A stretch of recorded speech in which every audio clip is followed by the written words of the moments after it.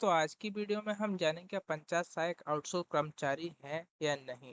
दोस्तों ये सवाल काफी लोगों के मन में है। दोस्तों दोस्तों जैसा कि दोस्तों अभी उत्तर प्रदेश सरकार ने कैबिनेट बैठक में एक 16 प्रस्तावों को मंजूरी दी है, जिसमें आउटसोर्स कर्मचारियों को लेकर एक बड़ा फैसला लिया गया है, जिसमें वह आउटसोर्स कर्मचारियों का वेतन 16,000 से लेकर 20,000 के बीच होने वाला है। तो दोस्तों जब से लेकर ये खबर आई है, जब से लोगों के बीच में एक डाउट सा उत्पन्न हो गया है कि क्या हम भी आउटसोर्स कर्मचारियों में शामिल हैं या नहीं। तो दोस्तों आइए जानते हैं कि आउटसोर्स कर्मचारियों में किन किन लोगों को कहा जाता है और कौन होते हैं आउटसोर्स कर्मचारी। तो आइए जानते हैं विस्तार पूर्वक। दोस्तों आउटसोर्स कर्मचारी वह कर्मचारी होते हैं जो संविदा और अनुबंध बेस पर कार्य करते हैं, जैसा कि इसमें आप प्राइवेट सेक्टर में देख सकते हैं। जैसे कि वह आउटसोर्स कर्मचारी स्थायी कर्मचारी नहीं होती, बल्कि ये ठेके पर या कॉन्ट्रैक्ट बेस पर कंपनी के माध्यम में काम करते हैं। तो दोस्तों अब आप अच्छी तरह समझ गए होंगे आउटसोर्स कर्मचारी क्या होते हैं, और अब आपको ये भी समझ में आ गया होगा कि पंचायत सहायक को आउटसोर्स कर्मचारियों में शामिल किया गया है या नहीं किया गया है, ये पंचायत सहायक आउटसोर्स कर्मचारी है या नहीं है।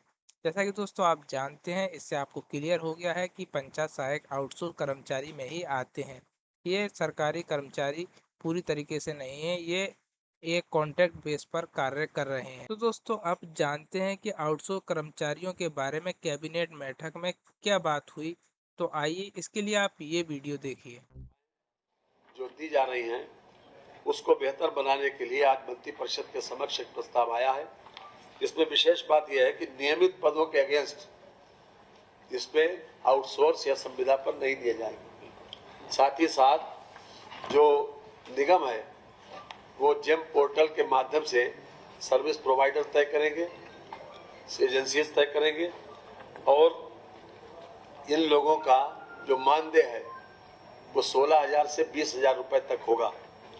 साथ ही साथ यदि किसी प्रकार की अनियमितता पाई जाती है, 3 वर्ष के लिए इनको सेवा का अवसर मिलेगा, और किसी प्रकार की अनियमितता पाई अगर जाती है तो विभाग की संस्तुति पर जो एजेंसी है निगम के भी संज्ञान में लाकर उसकी सेवाओं को समाप्त किया जा सकता है। नियुक्ति की अवधि 3 वर्ष होगी, और मैं समझता हूं कि अभी तक की जो आउटसोर्सिंग के लोग जो तरह तरह की बातें चल रही थी और काफी दिनों से इस बात की प्रतीक्षा थी, उसमें उन लोगों को विशेष रूप से सुविधा मिलेगी। इन लोगों को 1 तारीख से लेकर 5 तारीख तक इनका वेतन मिल जाएगा, और जितने भी जो प्रोविडेंट फंड का जो प्रोविजन है, ईएसआई का है, वो सब कुछ इनके खाते में ही जाएगा जो उस कार्मिक होगा, अर्थात जो किसी न किसी रूप में सेवारत होगा उसी के उसमें जाएगा। अभी तक क्या होता था कि यह सर्विस प्रोवाइडर के खाते में जाता था, और तमाम तरीके की शिकायतें इस बात की मिलती थी कि सर्विस प्रोवाइडर ने ये नहीं किया, वो नहीं किया। तो उनको तमाम शिकायतों को किसी भी तरीके से न आए और हर तरह से एक पारदर्शी प्रक्रिया के तहत इन लोगों को सेवा का अवसर मिले।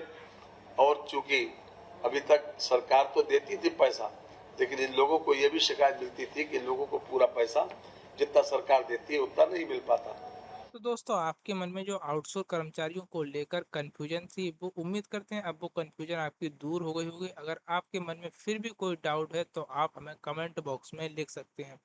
दोस्तों ऐसे ही इंटरेस्टेड वीडियो के लिए आप हमारे चैनल को सब्सक्राइब कर दें। तो चलिए दोस्तों मिलते हैं नए वीडियो के साथ, तब तक के लिए जय हिंद जय भारत।